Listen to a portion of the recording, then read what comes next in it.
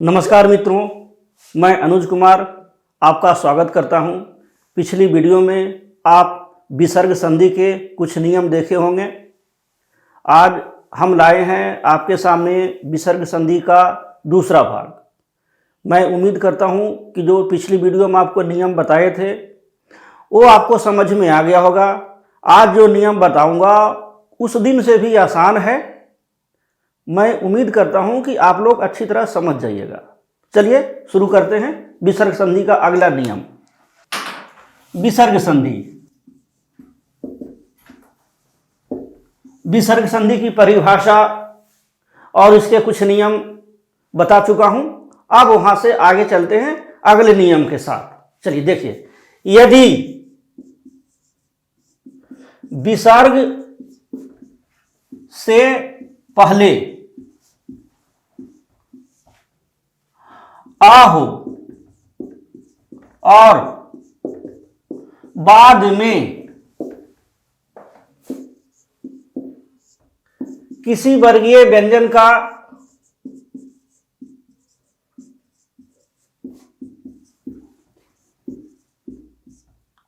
तीसरा, चौथा या पांचवा व्यंजन, पांचवा का स्पेलिंग ध्यान रखिएगा, पांचवा व्यंजन या कोई स्वर या र ल व ह, ये जो व्यंजन है सभी घोष व्यंजन है। यानी वर्गीय व्यंजन का तीसरा, चौथा, पांचवा व्यंजन सभी स्वर य र ल व ह, ये घोष है। हम संक्षेप में घोष व्यंजन भी लिख सकते हैं, ये ज्यादा अच्छा है। घोष व्यंजन।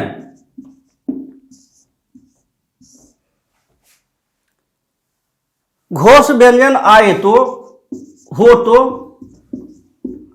पहला आ और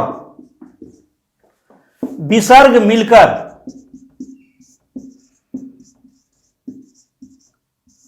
ओ बन जाता है।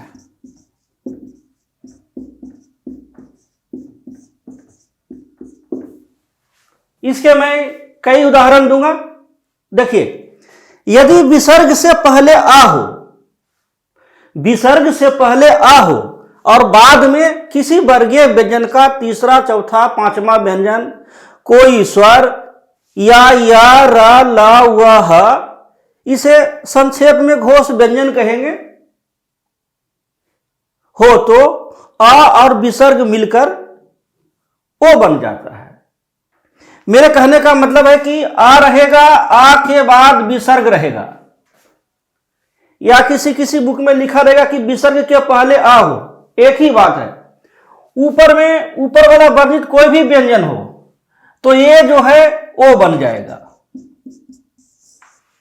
यानी पहला आ और विसर्ग मिलकर ओ बनेगा। चलिए एग्जांपल देखें। देखिए, मनः जोड़ विज्ञान बन गया मनोविज्ञान। मनः जोड़ रथ बन गया मनोरथ। पुरः जोड़ हित बन गया पुरोहित। और भी उदाहरण ले सकते हैं। देखिए,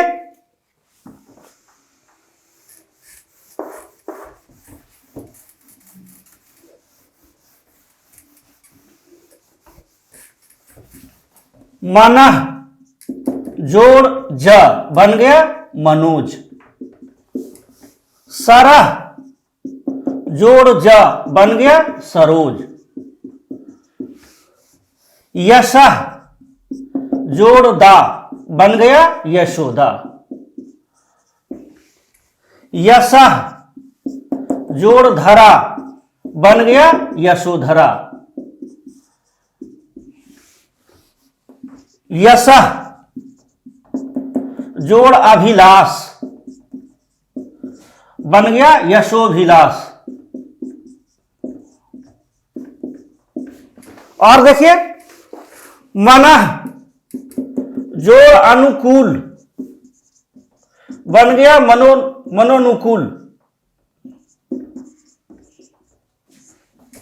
और देखिए पयः जोड़ धर बन गया पयोधर। और देखिए अधः जोड़ लिखित बन गया अधोलिखित।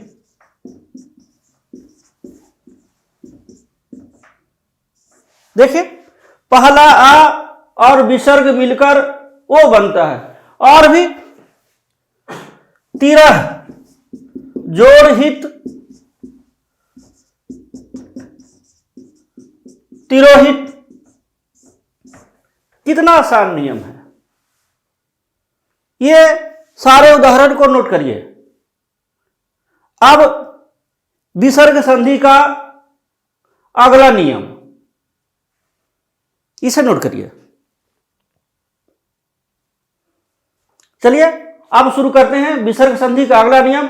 अगला नियम इससे भी आसान है, वो आपको जल्दी समझ में आ जाएगा। यदि विसर्ग से पहले आ को छोड़कर कोई भी स्वर हो और उसके बाद मतलब विसर्ग के बाद, ये लीजिए, विसर्ग के बाद, उसके बाद मतलब विसर्ग के बाद किसी वर्गीय व्यंजन का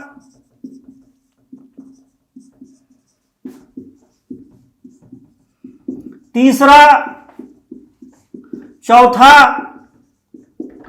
पांचवा व्यंजन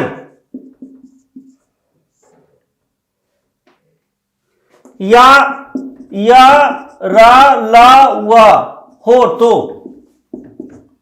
विसर्ग के बदले में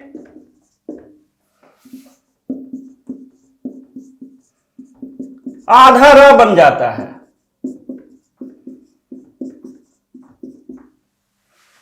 देखिए यदि विसर्ग से पहले आ को छोड़कर कोई स्वर हो और उसके बाद यानी विसर्ग के बाद किसी वर्गीय व्यंजन का तीसरा, चौथा, पांचवा व्यंजन या रा ला व, इसको हम घोष व्यंजन भी बोलेंगे। घोष और सघोष एक ही बात है। हो तो विसर्ग के बदले में र बन जाएगा। देखिए आशी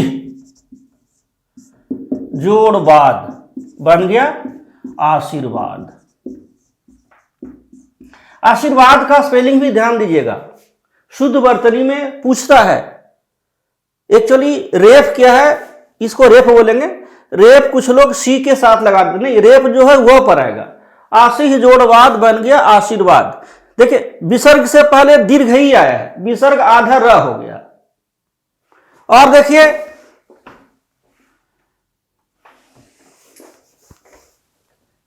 निह जोड़ अर्थक बन गया निरर्थक। निह जोड़ ईह बन गया निरीह।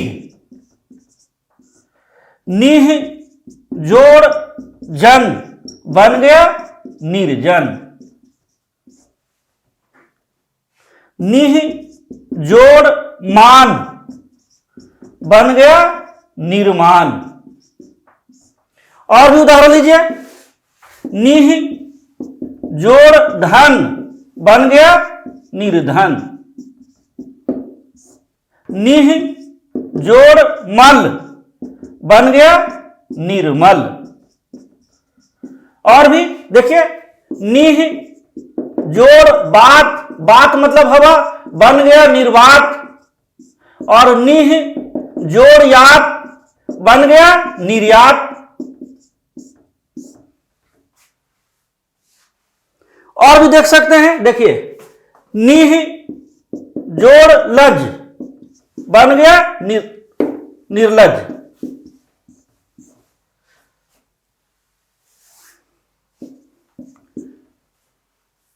ये सारे एग्जाम्पल नोट करिए और ये जो आपके सामने एग्जाम्पल दिया हूं, एग्जाम में बार बार पूछे जाते हैं। ये नियम नोट करिए। देखिए, इस नियम को मैं फिर से एक बार पढ़ देता हूं। यदि विसर्ग से पहले आ को छोड़कर कोई भी स्वर हो और उसके बाद में यानी विसर्ग के बाद में किसी वर्गीय व्यंजन का तीसरा, चौथा, पांचवा व्यंजन या रा, ला, वा हो तो विसर्ग के बदले में आधा र बन जाता है। देखिए, इधर ई है, सारे में ई है। चलिए अब अगला नियम, यदि विसर्ग से पहले आ हो और बाद में क या प हो तो, यदि विसर्ग के पहले आ हो और बाद में क या प हो, फा भी होगा, क प फ, क या प फ हो तो विसर्ग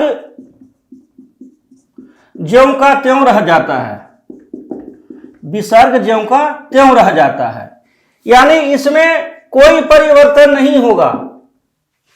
इधर आ हो, आ के बाद विसर्ग हो, उसके बाद क आएगा, प हो या फा हो, तो क्या होगा, कोई परिवर्तन नहीं होगा। सिर्फ जोड़ का निशान हटा करके दोनों पद को इकट्ठा लिख दिया जाता है। देखिए, पयः जोड़ पान लिखा गया पयः पान। प्रातः जोड़ काल लिखा गया प्रातः काल।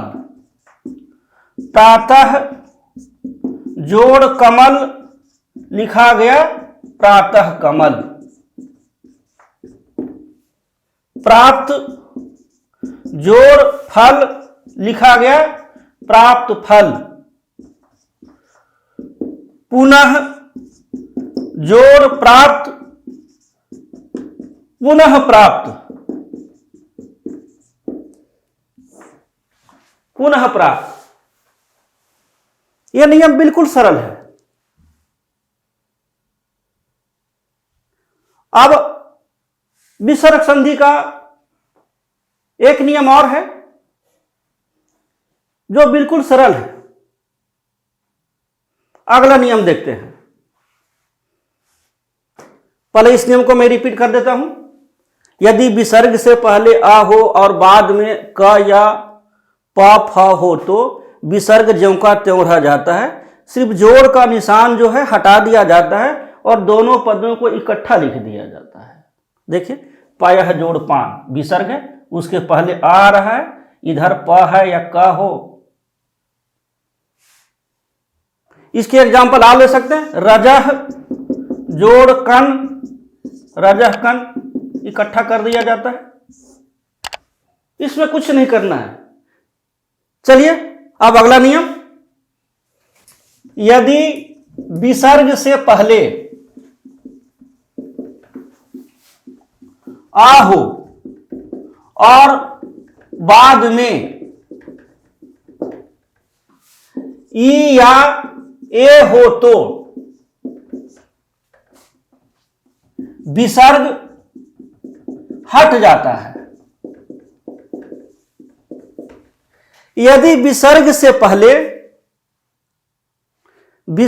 पहले आ हो और बाद में यानी विसर्ग के बाद में ई या ए हो तो विसर्ग हट जाता है और दोनों पद को इकट्ठा लिख दिया जाता है। देखिए, विसर्ग के बाद पहले आ रहेगा, आ के बाद विसर्ग रहेगा, उसके बाद ई हो या ए हो तो विसर्ग हट जाता है। देखिए, अतः जोड़ एव लिखा गया अतएव। यशः जोड़ इच्छा लिखा गया यश इच्छा। इसमें कोई चेंजिंग नहीं हुआ, कोई परिवर्तन नहीं हुआ। दरअसल इसके पहले वाला जो नियम बताया और ये नियम, दोनों में कोई परिवर्तन नहीं हुआ है। देखा जाए तो संधि के नियम का यहाँ उल्लंघन हुआ है। खैर, जहाँ नियम होते हैं वहाँ अपवाद भी होते हैं, तो ये भी एक तरह से देखा जाए तो अपवाद भी है। और इसके पहले वाले जिसे मैंने बताया प्रातः कमल, प्रातः काल, पुनः पुनः प्रात, प्राप्त फल, देखा जाए तो संधि के नियम में अपवाद ही माना जाएगा। तो मित्रों, विसर्ग संधि के नियम हिंदी में जो प्रचलित हैं पूरा कर दिया। मैं उम्मीद करता हूं कि विसर्ग संधि आप ठीक से समझ गए होंगे। नमस्कार।